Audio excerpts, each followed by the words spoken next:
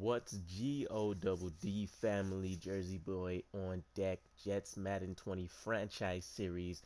We're officially in the off season, and I am so ready to get things going. So let's take a look how the season wrapped up for those that did get a chance to get into the playoffs. And we'll take a look, as always, starting off with our wild card weekend. So it looks like for those that were able to get in, we had the Ravens versus the Chiefs.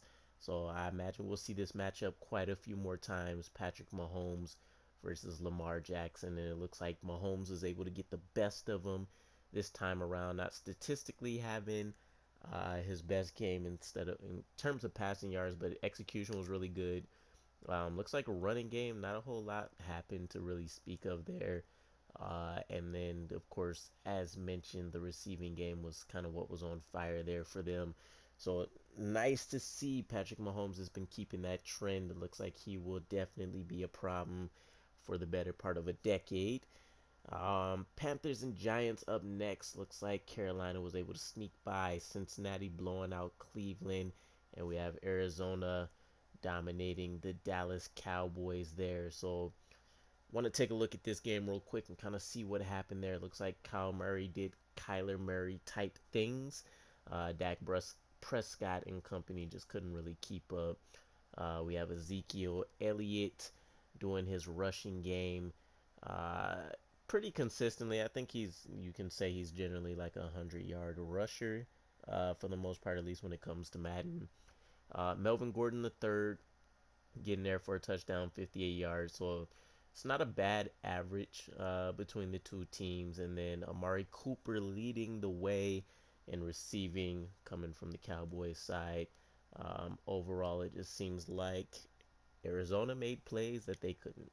Moving into the divisional round, Patriots versus Bengals, and the Bengals actually take out New England, which is surprising to see. They were actually 15-1 on the season, so it looks like Tom Brady probably officially retired, which is why, as you know, Madden doesn't really keep up so well with things like this. So Andy Dalton essentially playing against a ghost, but I would have to imagine they couldn't get much going in the receiving game. Looks like I think I might have missed it somewhere. Hold on. 352 yards overall. No, majority of theirs came from passing, so I guess they just weren't all that effective. Chicago matching up and taking down the Panthers. We see Mahomes actually losing against Indianapolis, and it looks like Andrew Luck, who still happens to be in the game, was able to at least manage things rushing wise. Terrible day for both teams, but Indianapolis was able to get in there twice. And then Sammy Watkins tried to have a big game, but they just weren't able to quite do enough. New Orleans happened to be taking out Kyler Murray. And they're actually interesting because they don't have Drew Brees. They've been playing Jacoby Brissett, and he might have got injured, or maybe there's a trick play, so the young Trent Nixon got in there. But Melvin Gordon went off. Otherwise, not a huge day by Alvin Kamara standards. Um, and then receiving game, nothing really to speak of. Moving into the conference game, Indianapolis takes down the Bengals, and the Saints are able to take down the Bears. And in our Super Bowl matchup, Colts versus Saints, looks like Jacoby Brissett was able to outplay Andrew Luck. Wow. 3 touchdowns. Okay. Surprising. Jacoby Brissett's had some pretty good games, but in terms of, imagining him doing something like this in the playoffs, highly unlikely. But it looks like Andrew Luck has definitely ended up, um, I guess you can say, being impacted mentally. I think his skill set was still there before he left. He just was tired of getting battered and bruised. Alvin Kamara had a pretty decent game. Nothing to really speak of from Indianapolis. But Devin Funchess leads the way, not only in receptions, but receiving yards on the day. He actually gets in the end zone as well. So interesting to see. Saints come out on top. They finally get themselves a Super Bowl, albeit behind Jacoby Brissett and not Drew Brees. I want to take a look as well as kind of where we ended stat wise for our team. Sam Darnold, you can see he's just shy of 4,000 yards, 18 interceptions to 14 touchdowns, so that is a problem. I would definitely be looking to give him competition via the draft. We just don't know how that's going to happen just yet. He does end up offensive line wise, they progressed. So he had like 81 sacks last year. We were able to minimize that to 54. Hopefully, we can continue to have that trend get decreased for whoever the next person may be. Elijah McGuire came in after we got rid of Le'Veon Bell, and then actually after Giovanni Bernard went down, and he was actually having some success in the system behind our line. And then you can just see the craziness with how Madden works with the subs and everything. If you're not doing manually, so doing sim wise is a bit hard. Jamison Crowder next up, and then Trenton Cannon behind him. Just couldn't really do anything with that speed that he had. Quincy Enunwa, probably the best consistent receiver on our team. I think would be a fair way to call it. He almost gets 1,000 yards after being wide receiver one last year. So it's a different dynamic for him, but I think he was effective in what we were looking. Chris Herndon effectively became the safety blanket from our team now, as him and Darnold hooked up quite a bit. Wish we were able to really see more production touchdown wise from a lot of people, but it is what it is. Tyreek Hill leads the way in touchdowns for us, though. He didn't have the connection and chemistry with Sam Darnold I was expecting. Now, he did add the elements like speed and being able to pull some coverage away and things like that, which is why none was so effective. But I have to imagine if Sam Darnold played a bit better, then he would definitely be well over 1,000 yards. Now, Jamison Crowder did not happen. I guess it's the same thing with Tyreek Hill. I was imagining our big three being Crowder, Hill, and Enunwa. It turned out to be Enunwa, Herndon, and I guess you can say Hill. Eli Rogers was a nice boost. It seemed like he had the best chemistry with Darnold when he was able to get on the team or on the field. Jaden Rush, for what he is, a blocking tight end that needs to develop his receiving game, he was able to come in and do a serviceable job. We're looking at 431 downs compared to Chris Herndon's 969, so about half of the time. And then you have to imagine with him being tight end too, he was playing a lot more blocking type roles instead of having to really be a part of the receiving game. Offensive line, I'm willing to give a pass to those that are going to stay. So that's going to be our mainstays, Roberson, Barker, and Cody Whitehair. Now, Barker did develop into a superstar, and he increased by almost 8 points throughout the season. Gabe Roberson had 2 or 3, I believe. But I believe it's more of them having to overcompensate for how weak the right side of the line is. So once we can improve the depth a bit and then hopefully get some improved pieces on that right side, I think we'll have a much different looking offense. CJ Mosley led the way in tackles for us, Brian Poole and Adams. So we're still seeing a trend where our secondary is leading the way, which I want to see that change moving forward. But I will not complain about my players being as productive as they can be, giving our faults. Mosley, Polite, Jenkins leading the way. I like to see Q holding down things in the middle, getting there quite a bit. Sack wise is where I'm super happy. It's a pleasant surprise this season. So Jordan Jenkins exploded. He actually ended up becoming a superstar for us over the course of the season. Leonard Williams finally started to show some of that promise we thought we were going to get when we originally drafted him. So if we do decide to move on from him, he's finally built up his value to where we might be able to get a one for him, maybe as another piece in the draft or a player for player trade. Ja'Kai Polite, he's increased his production from last year. Q doing the same thing, and then we have a few other people rounding out. Production wise in the interception department, CJ Mosley still leading the way, but Mackenzie Alexander did get two himself.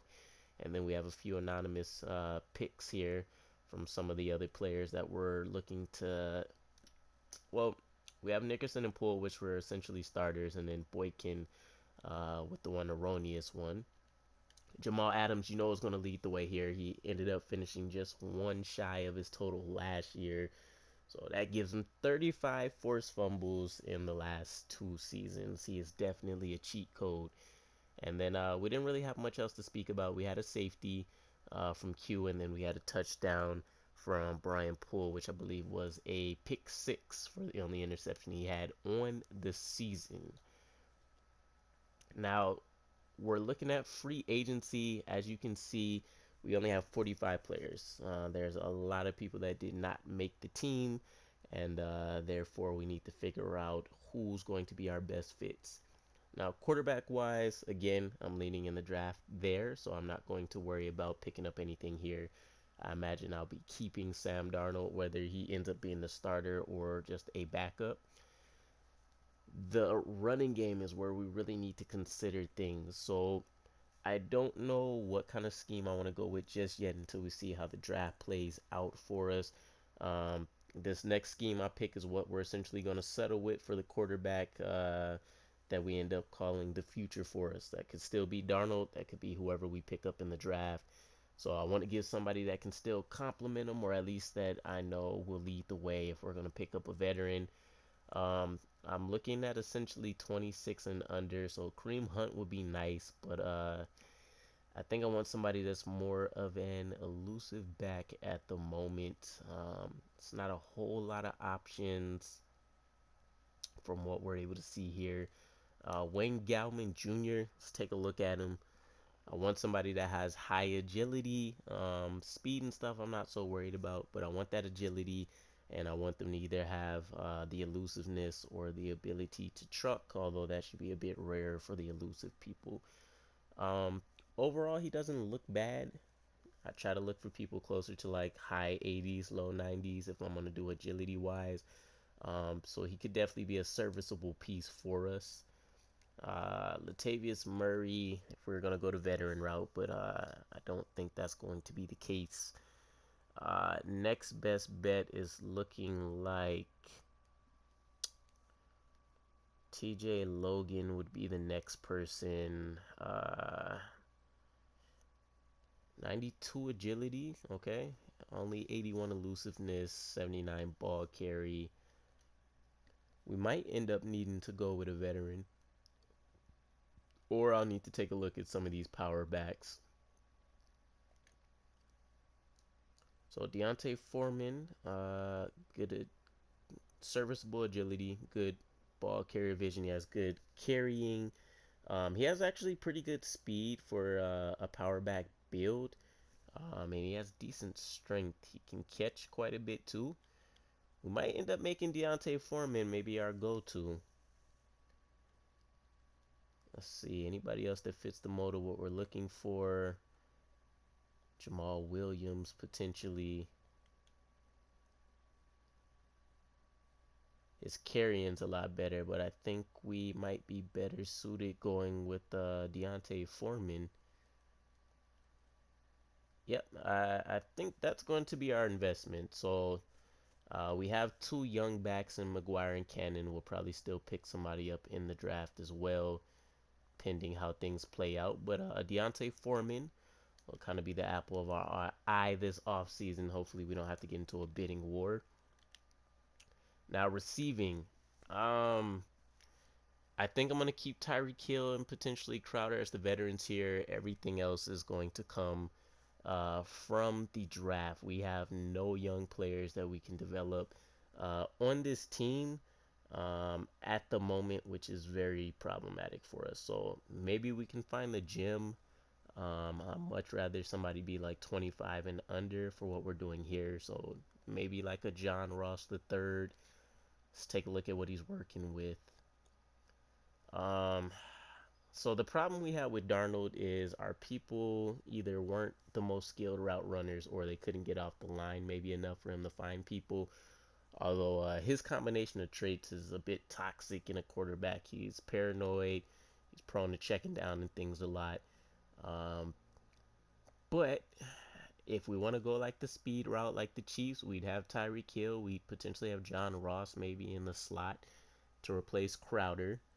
And that way his release wouldn't matter as much.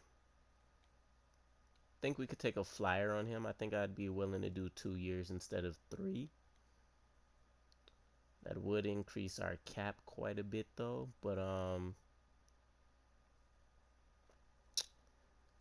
don't know.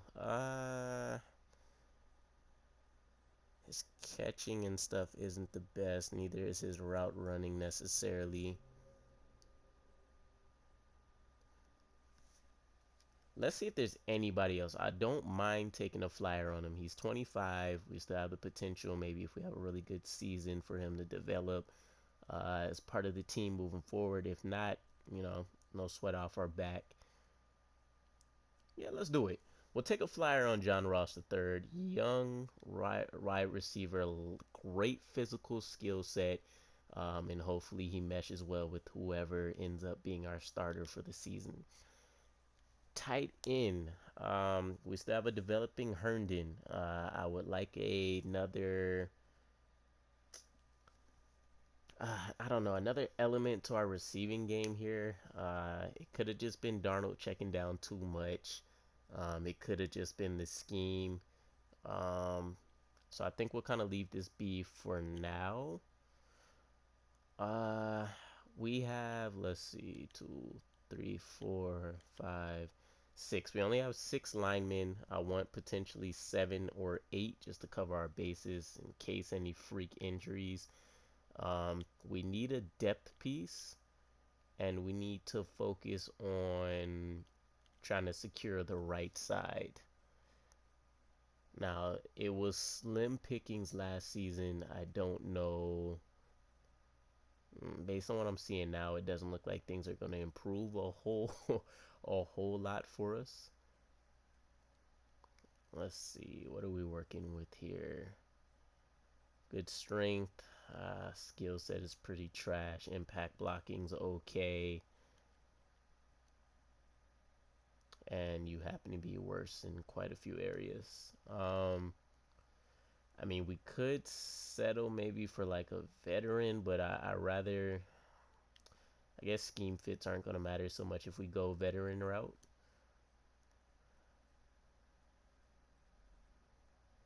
Maybe we can convert somebody potentially.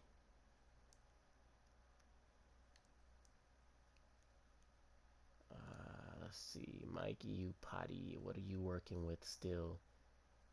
Nothing. I need some people at least at the guard positions that are going to be able to open up some holes if that's what I'm going to end up paying the money for. Good strength, not great run blocking.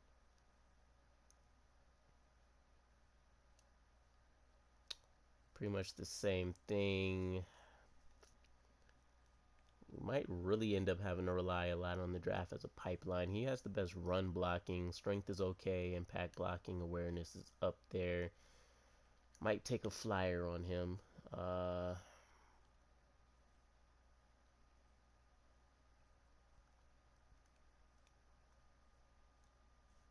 88, 80. I mean, I guess he has the composition to kind of switch over to guard. Would be a scheme fit immediately.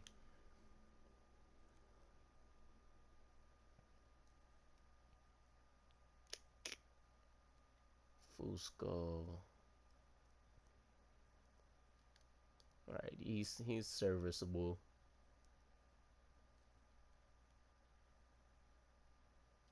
Elijah Wilkinson. Really don't want to have to get into bidding wars over anybody. I think we'll go the veteran route here. We'll get Fusco to kind of hold things down, and then maybe we can get find a gem in the draft, depending on how things fall for us. And then the right side, I'm going to probably put an emphasis on that. Um, we're not going to be able to find everything in one draft. So it might be best to at least kind of hedge our bet a little bit. Um, there's a really, I'm surprised he's 23 in free agency. He must have been an undrafted free agent at last draft. Good strength, decent run blocking. I can deal with the pass blocking. I kind of like him. He might he might end up joining us. Oh, that's a big boy. 6'7", 337, 89. His pass blocking's a lot better as well.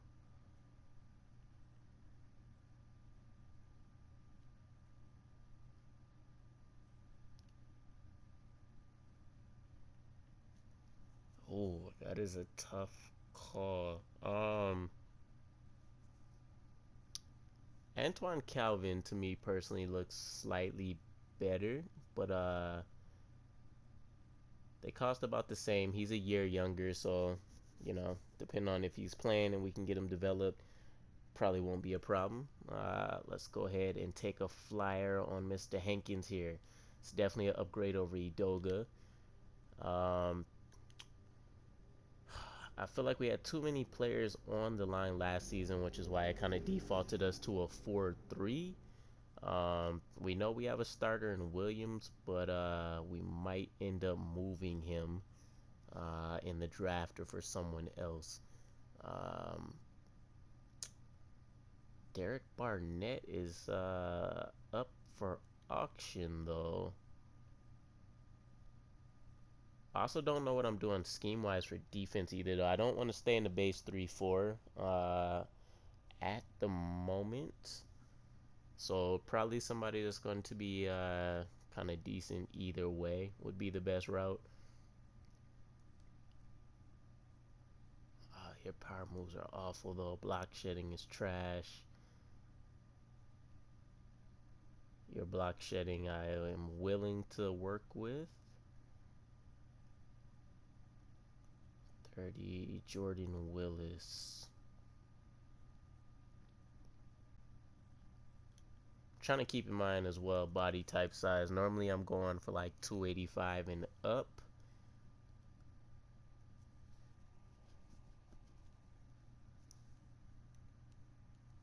Uh,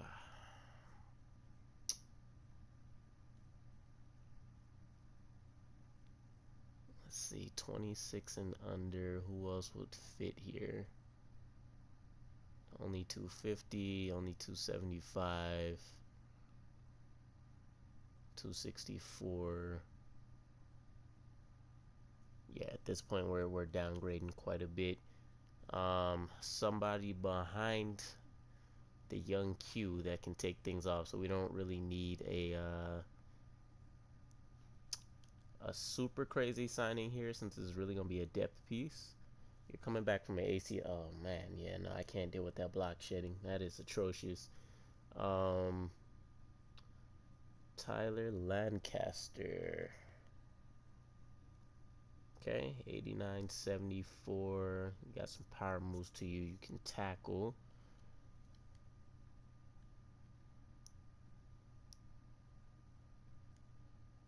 You're a bit small. Veterans, I won't mind necessarily.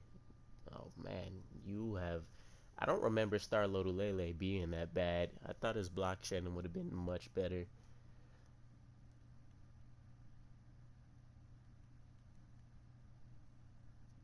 Williams.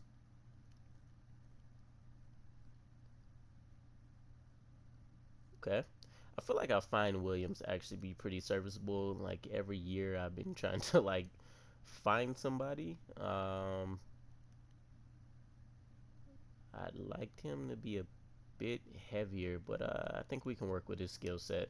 Let's go Xavier Williams, depth. And then potentially we'll find somebody in the draft for the right side here. So I'm going to let Shepard stay. We got Jenkins holding down the fort now, but we're definitely going to need something behind him. We do have quite a lot of picks. I think we have Actually, we'll take a look at it in a bit, but I'm almost positive I have like 15 picks, maybe.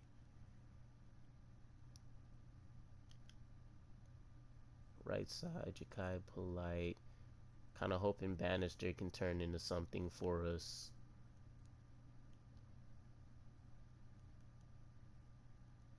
What are you looking like now? We did have the opportunity to have you in a trade before. 89 speed, 80 man coverage. You can press a bit better these days. I don't think I'd mind having you on the team.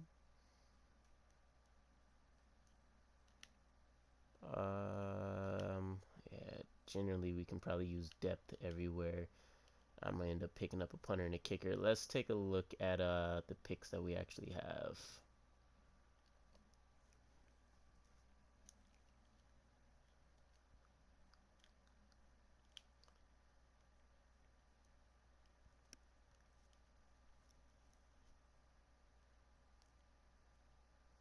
16 picks.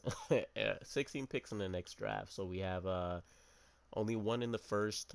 We picked 12th, which means if we are going to do quarterback, we're probably going to have to move up. We have three in the second, and then multiples throughout the fourth to seventh round. So we can kind of move up after that fourth round or down as we need to. Um, or potentially up to the third as well, depending on what we see. It's going to be an interesting draft for us, definitely, all things considered. So, right now, with the amount of signings that we're looking at, we have potentially, what, one, two, three, four. We got potentially 5 players coming in. That gets us to 50. Draft 16 people. If we use all of them, that gets us to 66 of 75, and then whoever we pick up undrafted or otherwise. Think we can afford to go ahead and take a look at some of those other depth pieces then. I would say Wilson will probably have to be the man, but I don't really want to pay that much. I don't know if we're going to have many other options here. Yeah, everyone else is pretty much older. Tease Tabor. He was interesting. I actually was really hoping we had got him in the second round before the Lions was able to scoop him up. His coverage traits are garbage, though. Jeez, I can't work with that. Yeah, there's no way I'd be able to. Especially considering we let Sutton go. I think he's probably around the same, is he? Yeah, he's much better. Um, let's see, Kevin Tolliver the second. Eh, coverage isn't all that bad, but at 25, he's not going to get it that much higher, especially considering he's not going to play a whole lot.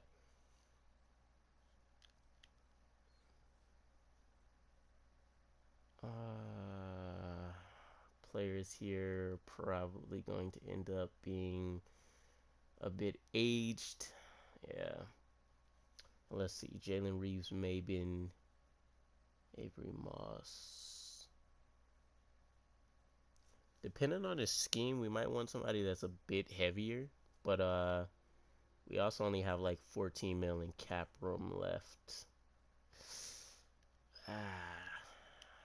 It's not a go big, go home type signing that we need either. So we could probably stand pat with where we're at.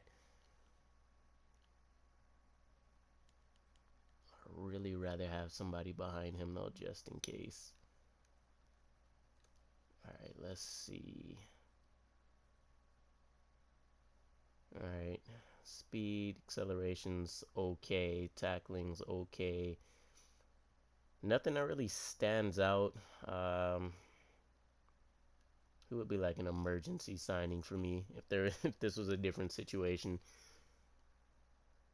Avery Moss has a little bit more to offer, so he at least has the finesse moves. He has somewhat good balance with the power moves, I guess. He already has a swim move. He can strip the ball, plays hard. Speed's not quite there. But we do have the speed factor with Reeves here. Finesse moves isn't as great. Power moves and stuff kind of takes a back seat. He also doesn't have a swim move or anything like that already developed for himself. So I guess it's a matter of, do we take the guy with more physical traits, or do we take the guy that's a bit more technically proficient? I think I'm going to go with the technical guy. Plus, just body-wise, he seems like he might fit whatever scheme we ultimately end up going with just a bit better. Who knows? He might not even make it past preseason. So those would be our final guys there. Let's go ahead and take a look at if we were able to capitalize on all of them. Everybody we picked pretty much had no interest, though, so we'll see how the first round shook out. John Ross, we got Deontay Foreman, we got Fusco, Hankins. We are 6 for 6. That is excellent news for us. I don't believe there's anybody else I'm forgetting. Nope. All right, so we're all good there. We can pretty much focus on scouting at the moment. Now, I've pretty much done everything for the offensive line. Yep, all good there. Perfect. And I was working my way through our linebacking core. Looks like that's been pretty much done.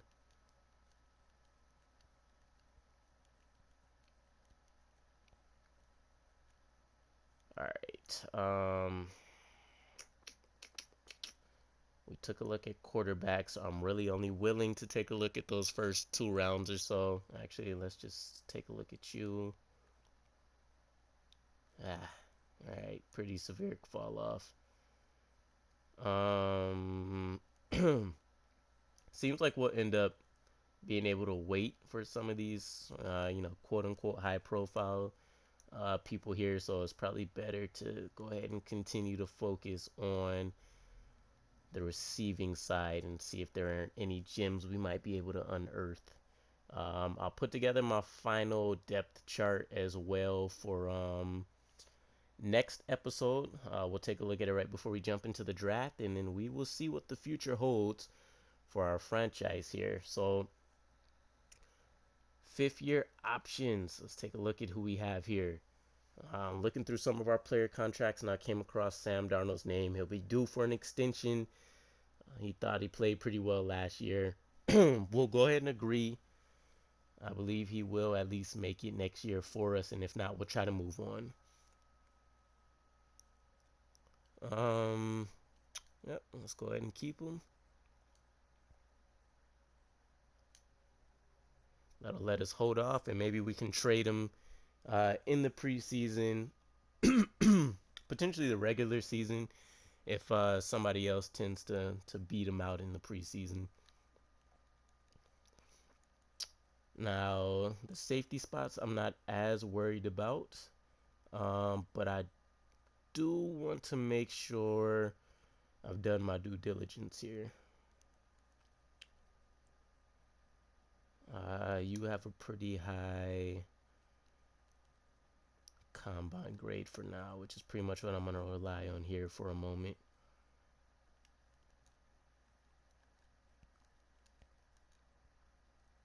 Oh, potential 1 that we can get in the 3rd round. And then cornerback wise, we definitely want to make sure we've covered our bases here. So let me just get everybody that's a scheme fit. For starters, looks like we might have a guy here. And anybody else with great combine traits? Not from what I'm seeing. Top guys, what? 6.8, 6.9. Those tend to be the slot guys anyways. Alright, that leaves us with going back to the receiving side. So 6.6. We've already got a few things on you. A 6.5.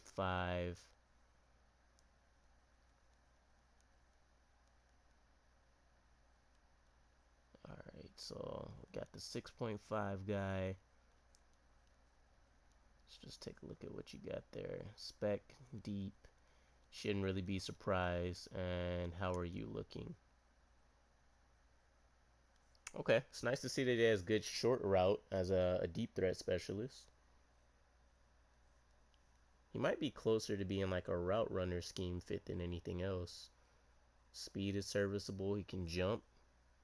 Agility's not quite where I'd like to see things, but okay.